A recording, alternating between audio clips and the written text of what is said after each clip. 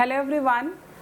तो आज हम डिस्कस करेंगे हमारा अभी तक हमने जो मॉड्यूल 1 पढ़ा है उस मॉड्यूल से रिलेटेड आपके कौन कौन से फॉर्मूलेज आ सकते हैं आपके एग्जामिनेशन में, या फिर कौन कौन से आपके इम्पॉर्टेंट क्वेश्चंस फ्रेम आउट हो सकते हैं मॉड्यूल 1 से। तो ऑल्दो कि अगर आपके एग्जामिनेशन नज़दीक आ गए हैं, आपका सेमेस्टर एग्ज़ाम, या फिर अगर आपको क्विक रिवीजन करना है, तो ये वाला जो वीडियो है आपके लिए हेल्पफुल होगा, क्योंकि इसमें मैंने सारे जितने भी क्वेश्चंस हैं मैंने इस मॉड्यूल से रिलेटेड वो सारे क्वेश्चंस मैंने कवर किए हैं, और जितने भी आपके फॉर्मूलेज हैं वो सारे फॉर्मूलेज मैंने कवर किए हैं। तो चलिए स्टार्ट करते हैं। फॉर्मूला 1 से हमें पता है कि करंट और चार्जेस और टाइम के बीच में क्या रिलेशनशिप होता है। हम सब जानते हैं I is equals to Q upon T. Q का आपका हो जाएगा कुलम, कुलम आपकी यूनिट हो जाएगी, टी आपका हो जाएगा सेकेंड, और I आपकी एम्पियर, एम्पियर में ये आपकी यहाँ पे यूनिट हो जाएगी। ठीक वैसे ही आपके कितने चार्जेस होंगे, चार्ज पर यूनिट एरिया, अगर हमें नंबर ऑफ इलेक्ट्रॉन्स निकालने के लिए अगर बोल दे तो उसके लिए हम यहाँ पे n जो दिया हुआ है that is called the number of electrons, और E जो है आपका this is charge of electron that will be 1.6 into 10 to the power -19 coulomb. ये इसकी वैल्यू होती है। हमेशा हम जानते हैं कि इलेक्ट्रॉन हमारा निगेटिवली चार्ज होता है, लेकिन जब हम न्यूमेरिकली उसको लिखते हैं, रिप्रेजेंटेशन उसका करते हैं, तो माइनस साइन हम यहाँ पे नहीं रिप्रेजेंट करते हैं। बच्चे अक्सर मुझसे पूछते हैं कि मैम यहाँ पे साइन माइनस लिखेंगे, तो नहीं, वो आपके अंडरस्टैंड के लिए है कि इलेक्ट्रॉन आपका निगेटिवली चार्ज होता है। लेकिन अगर आप किसी क्वेश्चन में आपका अगर आ गया तो आप न्यूमेरिकल वैल्यू ही वहाँ पे पुट करेंगे, that will be 1.6 into 10 to the power -19। ये आपका हो जाएगा चार्जेस। ऐसे ही आपका पोटेंशियल, आपका जो इलेक्ट्रोमोटिव फोर्स है या फिर पोटेंशियल जो है आपका इलेक्ट्रोमोटिव फोर्स, उसकी वैल्यू क्या होती है W/Q। मतलब कितना यूनिट चार्ज को, एक यूनिट चार्ज को आपको मूव कराने पे कितना आपको वर्क डन करना पड़ रहा है किसी भी सर्किट में, that is called the energy, या फिर हम इसको बोल सकते हैं फोर्स, पोटेंशियल। ठीक है, फिर नेक्स्ट हम बात कर लें, फोर्थ आपका है ओम्स लॉ। यहाँ पे देखिए, यहाँ पे इसकी यूनिट आपकी जूल हो जाएगी, यहाँ पे आपका जूल पर कुलम, यहाँ पे लिख सकते हैं जूल पर कुलम। नेक्स्ट आपका है fourth Ohm's law. Ohm's law में पता है कि V is equals to I into R होता है, और हमने लिमिटेशंस भी बताया था कि ओम्स लॉ के क्या क्या लिमिटेशंस होते हैं, ये सारी चीज़ें। और कभी पूछ सकता है कि आपका, अगर पूछते एग्जाम में कि ग्राफ क्या होता है, तो ग्राफ आपका देखिए लीनियर ही होता है। V और I के बीच में जो आपका ग्राफ होगा वो आपका लीनियरली वेरी करेगा। जैसे y is equals to mx, y is equals to mx के अकॉर्डिंग ही आपका ये ओम्स लॉ है। नेक्स्ट आपका है फिफ्थ में हम देखेंगे आपका जो फॉर्मूला है, इसमें हम देख रहे हैं कि रेजिस्टेंस, किसी भी मटेरियल का जो रेजिस्टेंस होता है उस मटेरियल की रेजिस्टिविटी कैसे आपकी डिपेंड करती है। तो देखिए R इज इक्वल्स टू हमारा हो जाएगा रो L अपॉन A, जहाँ पे R जो है, R आपका रेजिस्टेंस होगा, R आपका है रेजिस्टेंस, और रो जो है आपका वो है आपकी रेजिस्टिविटी, प्रतिरोधकता जिसको बोलते हैं, रेजिस्टिविटी है आपकी, और A जो है वो आपका है area, that is called the cross sectional area. Area में बच्चे हमेशा कंफ्यूज होते हैं, तो मैंने बताया भी था आप लोगों को कि एरिया में हम हमेशा क्रॉस सेक्शनल एरिया ही कंसीडर करते हैं। जैसे यहाँ पे देख लीजिए आप लोग, हाँ, जैसे कि मान लीजिए आपका कोई एक ये कंडक्टर बार है, तो ये हमारा, अगर इस कंडक्टर बार को हमने कट किया है तो इसका ये जो एरिया होगा that will be called the cross sectional area. आप उसको ऊपर से देखेंगे ना तो वो आपका एक सर्किल की तरह अपीयर होगा, जिसका एरिया होगा पाई आर स्क्वायर, ये आपका एरिया यहाँ पे हो जाएगा। शेप कुछ भी हो आपका डिपेंड करेगा, एरिया आप यहाँ पे निकाल लोगे। ठीक वैसे ही आपका हम सबको पता है कि रेजिस्टेंस जो है वो आपका कंडक्टेंस का अपोजिट होता है। मतलब कि आपका कोई भी मटेरियल है उसका रेजिस्टेंस जितना ज़्यादा होगा, उसका जो कंडक्टेंस, उसकी कंडक्शन की जो प्रॉपर्टी होगी वो बहुत ही कम होगी। जाहिर सी बात है कि फॉर एग्जांपल मान लीजिए कि किसी क्लास में अगर 100 बच्चे हैं, या फिर और दूसरी क्लास में अगर 50 बच्चे हैं, तो उसमें से अगर एक दोनों क्लास में से एक एक बच्चा अगर निकलना चाहेगा तो वो किस क्लास में आराम से, किस क्लास से आसानी से निकल सकता है? तो आंसर होगा कि जिस क्लास में 50 बच्चे आपके होंगे उस क्लास में आपका आसानी से निकल सकता है, मतलब वो स्पीड उसकी एज कंपेरिजन टू 100 स्टूडेंट उससे ज़्यादा होगी। तो ठीक वैसे ही आपका जितना ज़्यादा आपकी किसी मटेरियल का रेजिस्टेंस होगा उतनी ही ज़्यादा आपकी, उतना ही कम आपका कंडक्टेंस होगा, उसकी कंडक्टिविटी उतनी ही कम होगी।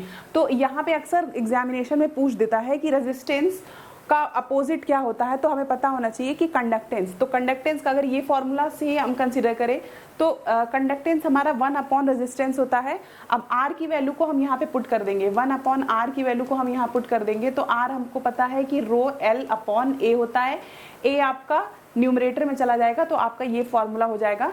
तो आप G को डायरेक्ट लिख सकते हैं, G is equals to A upon rho L। ये आपका हो जाएगा कंडक्टेंस। यहाँ पे लिख दूं मैं कि what is G here. G आपका यहाँ पे क्या है,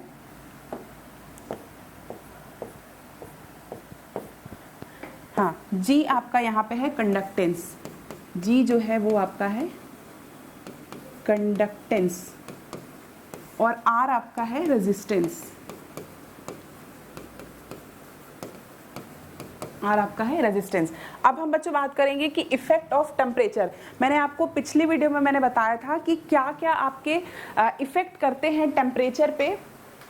टेम्परेचर पे आपकी कौन कौन सी चीज़ें इफेक्ट करती है, मतलब किसी भी मटेरियल या फिर एलॉय की अगर हम बात करें, किसी भी मेटल की बात करें, किसी इंसुलेटर की बात करें, तो टेम्परेचर बढ़ाने से उसके रेजिस्टेंस पे क्या इफेक्ट पड़ता है। तो हमने 3 चीज़ें ली हुई है। हमने मेटल लिया है, हमने जिसे धातु बोलते हैं, एलॉय लिया है जिसको मिश्र धातु बोलते हैं। हम सबको पता है कि एलॉय हमारा क्या होता है, 2 मेटल को जब मिला के हम बनाते हैं तो 2 मेटल के कॉम्बिनेशन को ही हम एलॉय बोलते हैं। थर्ड वन हमारा इंसुलेटर हमें लिया है।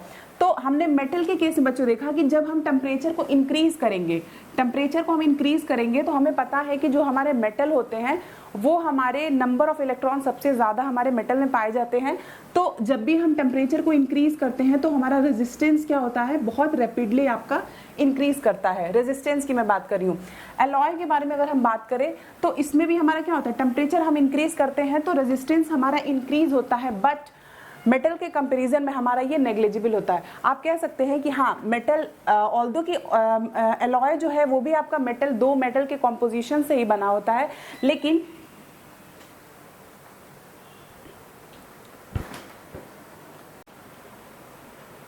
हाँ तो यहाँ पे हमने बात किया है मेटल के बारे में, आपका एलॉय क्या है और इंसुलेटर का कैसे हमारा इफेक्ट पड़ता है। तो हमने मेटल में देखा कि टेम्परेचर को हम जब इंक्रीज करेंगे तो हमारा रेजिस्टेंस रैपिडली हमारा इंक्रीज करेगा, लेकिन एलॉय के केस में हमारा क्या होता है, मिश्र धातु जिसे बोलते हैं, एलॉय के केस में हमने टेम्परेचर उतना ही हमने इंक्रीज किया है लेकिन इसका रेजिस्टेंस क्या होगा, कुछ इंक्रीज करेगा बट आपका नेग्लिजिबल हम उसको कंसिडर करेंगे।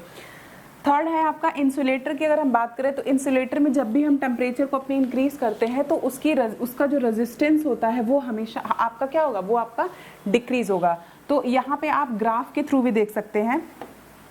ग्राफ में मैंने यहाँ पे बनाया है कि आपका ये आपका रेजिस्टेंस की एक्सिस है, ये आपका टेम्परेचर है। तो मेटल के केस में आपका क्या होगा, ये आपका मेटल के केस में आपका ये आपका इंक्रीज होगा, एलॉय के केस में आपका नेग्लिजिबल इंक्रीज होगा, इंसुलेटर के केस में हमारा टेम्परेचर हम बढ़ाएंगे तो हमारी रेजिस्टेंस हमारी डिक्रीज होगी। ऐसे आप देख सकते हैं।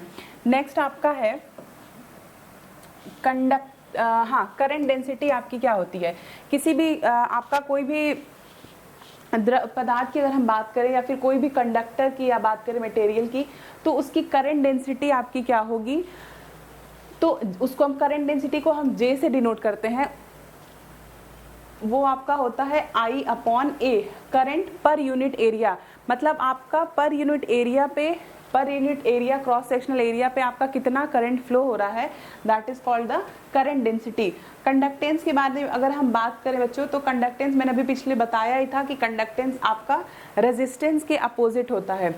कंडक्टिविटी आपकी क्या होती है, जैसे आपका कंडक्टेंस जो होता है यहाँ पे आपका जो कंडक्टेंस आपका वो आपके रेजिस्टेंस के इनवर्सली प्रोपोर्शनल होगा, मतलब रेजिस्टेंस के, लेकिन हमारी जो कंडक्टिविटी है वो हमारी रेजिस्टिविटी के अपोजिट होगी। जैसे रेजिस्टिविटी हमारी कंडक्टिविटी के साथ हमारा रिलेशन है, वैसे ही रेजिस्टेंस का हमारे कंडक्टेंस के साथ रिलेशन है।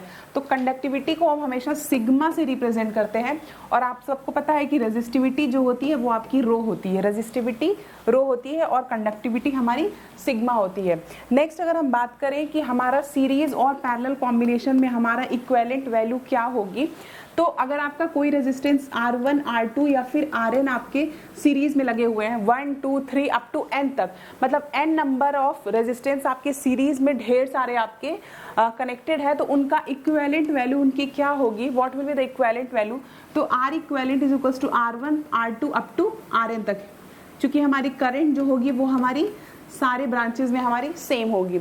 दूसरी हम बात करें, अगर हम पैरेलल सर्किट की बात करें, ये हो जाएगा आपका सीरीज की हो जाएगी। अगर हम पैरेलल के बारे में बात करें कि पैरेलल में हमारा क्या होगा, तो कोई भी आपका रेजिस्टेंस अगर पैरेलल में R1, R2 और अप टू Rn रेजिस्टेंस आपके पैरेलल में कनेक्टेड है, तो उनका इक्विवेलेंट हमारा होगा 1/R is equals to 1/R equivalent is equals to 1/R1 plus 1/R2 up to 1/Rn तक। यहाँ ये चीज़ें आप कितने भी नंबर ऑफ रेजिस्टेंस हो आप निकाल सकते हैं। दूसरी अगर हम बात करें कि करंट की वैल्यू, यहाँ पे हमारी अलग अलग है, चूंकि रेजिस्टेंस हमारा अलग अलग है यहाँ पे, और करंट हमारा यहाँ से हमारा डिवाइड होगा, ये पॉइंट है आपका। तो मैंने आप लोगों को पिछली वीडियो में बताया था केवीएल और केसीएल के बारे में। तो इस पॉइंट पर आपका केसीएल होगा, कैसे काम करेगा कि किसी पॉइंट से आपका करंट डिस्ट्रीब्यूट हो रहा है, यहाँ से आपकी I1 करंट जाएगी, यहाँ से आपकी I2 जाएगी, यहाँ से आपकी IN जाएगी। तो इस पॉइंट से आपके करंट का डिस्ट्रीब्यूशन हो जाएगा और सबका समेशन आके आपकी इस पॉइंट पे आपके यहाँ पे मिल जाएगा, और सबका समेशन भी, जितनी भी करंट है सबका समेशन इक्वल्स टू 0 होना चाहिए। तो इसमें आपका I1 करंट फ्लो होगी, इसमें आपकी I2 फ्लो होगी और इसमें आपकी IN फ्लो होगी। तो यहाँ पे हम इक्विवेलेंट वैल्यू हमारा जो भी रेजिस्टेंस है उसका हम आसानी से फाइंड आउट कर सकते हैं। नेक्स्ट हम बात करें डेल्टा टू स्टार और स्टार टू डेल्टा के मेरे बारे में आपको बताया था कि अगर हमें डेल्टा से स्टार में बदलना है, मतलब ये आपका डेल्टा है और उसको आपको स्टार में कन्वर्ट करना है, तो हमें कौन कौन सी वैल्यू हमें पता होनी चाहिए। आप देख लीजिए, ये 1, 2, 3, मतलब R12 पता होना चाहिए, R31 और R12, R23 और R31, ये तीनों वैल्यू हमें पता होनी चाहिए। तब हम क्या निकाल सकते हैं, R1, R2 और R3। ये देखिए आपका ये डेल्टा की तरह रिप्रेजेंटेशन है। डेल्टा जो अभी आप लोग ज्योग्राफी वगैरह में आपने पढ़ा होगा, डेल्टा का ये रिप्रेजेंटेशन होता है और ये आपका स्टार की तरह होता है। इसको वाई कनेक्शन, वाई भी बोलते हैं, डेल्टा भी बोलते हैं और वाई भी बोलते हैं और स्टार भी बोलते हैं। तो R1 हमें फाइंड आउट करना है। मैं फिर बता रही हूँ कि याद करने का सबसे अच्छा तरीका है, अगर यहाँ पे आपका 1 है इसमें, तो आपका जो भी एक्सप्रेशन आएगा R12 आती, मान लीजिए आप लोग कंफ्यूज हो गए कि क्या वैल्यू होनी चाहिए, R23 होगी, R12 होगी या फिर R31 होगा। तो सबसे आसान याद करने का सबसे सिंपल ट्रिक, यहाँ पे आपको R1 अगर निकालना है तो आपके जो टर्म आएंगे ना बच्चों ऊपर वाले, देखिए डिनोमिनेटर में जो भी टर्म है डेल्टा, वो सारे सेम होंगे, ये वैल्यू आपकी सब में सेम होगी। This is called the delta, this is called delta. ये सारी डेल्टा की वैल्यू जो वैल्यू होगी वो आपकी सारे तीनों एक्सप्रेशन में आपकी सेम होगी। हमें बस याद भी नहीं करना है, हमें ट्रिक से देखना है। R1 अगर यहाँ पे है तो यहाँ पे R1 आपके दोनों टर्म में आने चाहिए, तो R12 और R31 में आपका 1 आ रहा है। दूसरा है आपका R2 में आप देख सकते हैं R23 2 आपका कॉमन आ रहा है और R12 डेल्टा की वैल्यू आपकी डिनोमिनेटर जो आपका हर है उसमें आपकी वैल्यू सेम होगी। R3 की वैल्यू हम देखें R31 और R23 और डेल्टा की वैल्यू यहाँ पे सेम है। तो इस तरीके से आपका आपने डेल्टा से स्टार में चेंज कर दिया है और ये जो आपकी वैल्यू है वो आपकी हो जाएगी R1 is equals to R12 R31 upon delta R, और R2 की वैल्यू आपकी हो जाएगी R23 R13 upon R12 plus R23 plus R31। ये सारी वैल्यू, इसको आप डेल्टा भी लिख सकते हैं। अगर इतना बड़ा एक्सप्रेशन नहीं लिखना है तो आप उसको छोटा भी कहीं पे आप शॉर्ट नोट बनाना है, लेकिन अंडरस्टैंड के लिए आपको पता होना चाहिए। आप लोग नीचे लिख दीजिएगा कि वेयर डेल्टा की वैल्यू क्या है, डेल्टा की वैल्यू आपका ये एक्सप्रेशन है सारा, तो ये हो जाएगा। अब नेक्स्ट हम बात करते हैं स्टार टू डेल्टा के बारे में, कन्वर्जन हम यहाँ पे देखेंगे। तो स्टार से हमें किसमें जाना है, डेल्टा। स्टार मतलब हमें सारे स्टार की जो भी वैल्यू है वो हमें पता होनी चाहिए, मतलब R1 की वैल्यू हमें पता होनी चाहिए, R2 की वैल्यू पता होनी चाहिए और हमारी R3 की वैल्यू पता होनी चाहिए, तभी हम R12, R23 और R31 की वैल्यू को हम फाइंड आउट कर सकते हैं। तो यहाँ पे भी स्टार से डेल्टा में बच्चों हम कन्वर्जन करेंगे तो हमें देखिए हमें R1, R2 और R3 की वैल्यू हमें पता है, हमें क्या निकालना है R12, R23 और R31 ये वैल्यू हमें निकालनी है। तो यहाँ पे अगर हम R12 लेंगे तो फिर यहाँ पे याद करने का तरीका कि क्या होना चाहिए, तो R12 है मतलब कि ऊपर जो भी वैल्यू होंगी वो आपकी ये वाले सारे कॉमन टर्म्स आपके होंगे, मतलब R1, R2 plus R1, R2 और इसमें जो कॉमन नहीं है अपॉन R3 ये आपका हो जाएगा। और R23 की वैल्यू आपकी हो जाएगी R2 plus R3 plus R2 R3 upon इसमें जो वैल्यू नहीं है R1 ये आपकी हो जाएगी। ठीक वैसे ही बच्चों आपका R31 है तो आपकी R3 R1 R3 R1 upon जो इसमें वैल्यू नहीं है वो अपॉन आपकी R2 हो जाएगी। तो ऐसे हम स्टार से डेल्टा में कन्वर्जन कर सकते हैं और सारे हमारे जो भी हमारे डेल्टा के जो भी कोफिशिएंट्स हैं R12, R23 और R31 ये हमें फाइंड आउट हो सकते हैं। नेक्स्ट बच्चों अगर हम बात करें, अब ये था आपके इस मॉड्यूल 1 के से रिलेटेड जितने भी आपके न्यूमेरिकल जितने भी आपके क्वेश्चन आपके जितने भी फॉर्मूलेज थे वो सारे फॉर्मूलेज आपके थे ये। और अब हम बात करेंगे ना बच्चों कि आपका क्या है न्यूमेरिकल्स आपके इस सब्जेक्ट्स इस टॉपिक से रिलेटेड इस मॉड्यूल से रिलेटेड कौन कौन से आपके न्यूमेरिकल्स आ सकते हैं। तो यहाँ पे हमने बच्चों लिया है एक आपका क्वेश्चन लिया हुआ है, तो और इसमें हमें निकालना क्या है, इसमें हमें निकालना है कि ये जो आपका R1 है इसके क्रॉस आपका कितना वोल्टेज ड्रॉप कितना होगा। वोल्टेज ड्रॉप का मतलब होता है वोल्टता पात भी बोलते हैं, हिंदी में इसको वोल्टता पात बोलते हैं, वोल्टता पात इसको हम बोलते हैं वोल्टता पात। वोल्टेज ड्रॉप को वोल्टेज ड्रॉप तो हमें R1 के क्रॉस हमें वोल्टेज ड्रॉप निकालना है। तो उस देखिए क्वेश्चन को सबसे पहले समझेंगे कि क्या पूछ रहा है, हमें कैसे फाइंड आउट करना है, हमें रिजल्ट तक आसानी से हम कैसे पहुंच सकते हैं। तो अभी इस सब्जेक्ट में आपने क्या क्या पढ़ा, आपने इक्विवेलेंट चीजें पढ़ी हैं। तो यहाँ पे देखिए यहाँ पे आपका जो भी आपका अगर हम इक्विवेलेंट के बारे में अगर हम बात करें तो इक्विवेलेंट वैल्यू रेजिस्टेंस आपका क्या हो जाएगा, ये 5 और 10 जो आपका है वो आपके सीरीज में हो जाएंगे। तो 5 प्लस 10 इज इक्वल्स टू 15 ओम। अब ये 15 ओम यहाँ पे आपका आ गया 15 ओम, ये आपका इतना रेजिस्टेंस, ये 15 ओम और ये आपका 10 किस में होगा, आपका पैरेलल में होगा। क्यों पैरेलल में होगा, यहाँ से हम देखेंगे, यहाँ से अगर हम देखें कोई भी करंट फ्लो करने के लिए तो कुछ करंट इसमें जाएगी, दूसरी करंट इसमें जाएगी, सेम करंट आपकी दोनों में फ्लो नहीं होगी। That is called the these two are parallel. अब यहाँ पे हमारा 15 ओम निकल गया, अब ये 15 और ये 10 हमारे क्या हो जाएंगे, पैरेलल में हो जाएंगे। तो पैरेलल 15 पैरेलल 10 हमें निकालना है। तो 15 into 10 upon 15 plus 10 is equals to 150 plus 25। ठीक है, ये आपका 25 हो जाएगा। तो आपका ये कैंसिल कर देंगे 5 6 टाइम, आपका हो जाएगा 6 ओम आपका रेजिस्टेंस हो जाएगा आपका यहाँ तक आपका यहाँ तक वैल्यू आपकी हो गई 6 ओम, यहाँ तक वैल्यू आपकी हो गई कितनी 6 ओम। 6 ओम।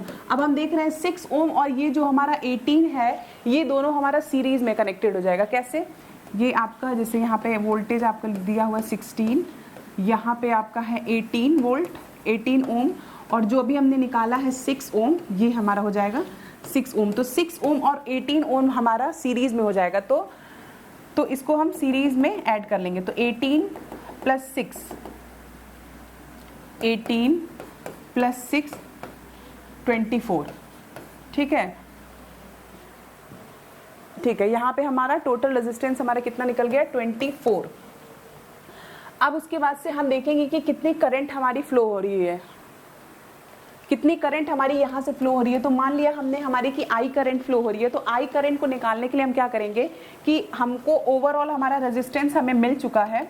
तो रेजिस्टेंस हमारा मिल चुका है, तो इक्विवेलेंट वैल्यू अगर हम ड्रॉ कर ले इसकी तो क्या हो जाएगा, ये आपका हो जाएगा 16 वोल्ट और यहाँ पे हमारा जो इक्विवेलेंट रेजिस्टेंस निकला था वो हमारा था 6 ओम, ये हमारा, तो हमारी करंट कितनी हो जाएगी, तो according to the Ohm's law V is equals to आई, या फिर KVL आप लगा सकते हैं, V is equals to I into are आपका आ जाएगा।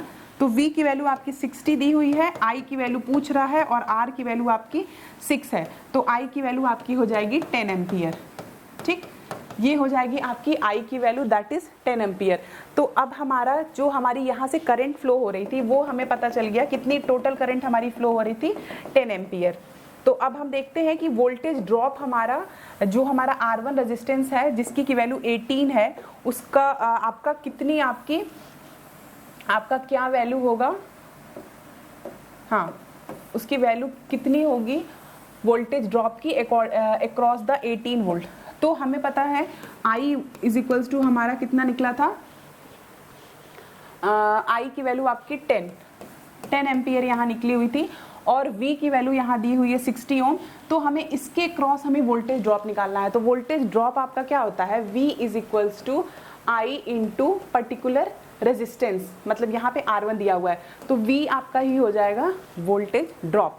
तो I की वैल्यू हमें पता चल गई है 10 इंटू R1 की वैल्यू हो जाएगी हमारी 18, तो आंसर हमारा हो जाएगा 180 वोल्ट, ये हमारा हो जाएगा वोल्टेज ड्रॉप। आंसर आपका ठीक है 180 volt 2.5। I is equals to आप R की वैल्यू आपकी कितनी हो जाएगी,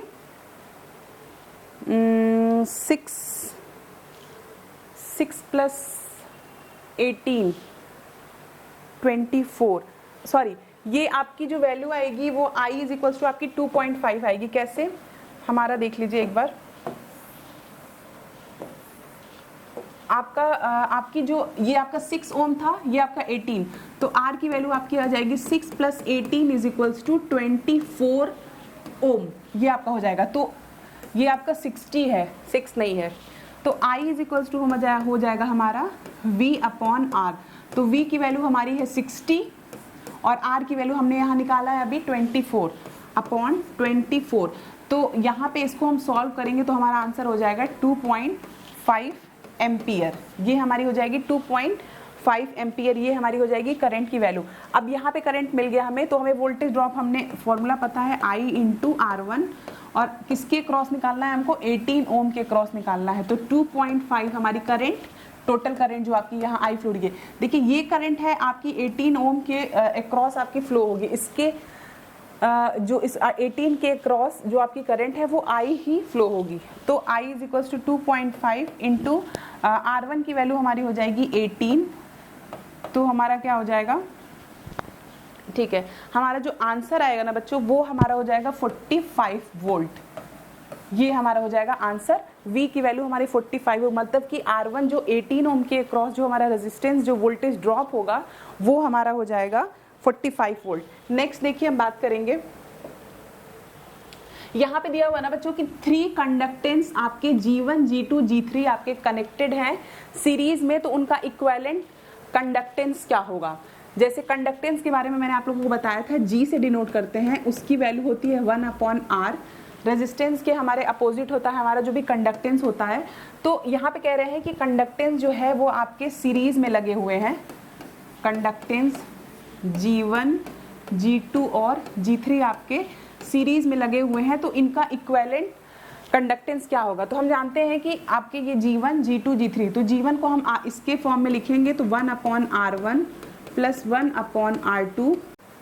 तो यहाँ पे हम R is equals to rho L upon ए, हमने ये फॉर्मूला यहाँ पे लगाया है, जहाँ पे A आपका हो जाएगा पाई R स्क्वायर, एंड पाई की वैल्यू हम सबको पता है 22/7 होती है। R की वैल्यू हमारी यहाँ पे हो जाएगी, हमने यहाँ पे डायमीटर क्वेश्चन दिया हुआ है, बहुत ध्यान से आप देखेंगे कि क्वेश्चंस में अगर डायमीटर दिया हुआ है तो हमें रेडियस की रिक्वायरमेंट है for according to this formula.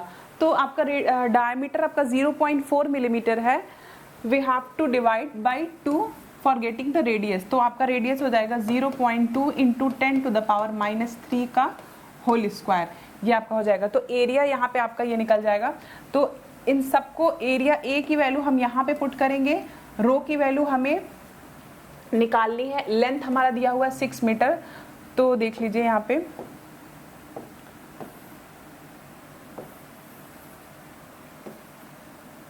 हाँ आर रो की वैल्यू आपकी हो जाएगी R A upon L. R की वैल्यू यहाँ पे दी हुई है हमारी 2 ओम इंटू आर की ए की वैल्यू हमने यहाँ पे लिखा है 22/7 इंटू 0.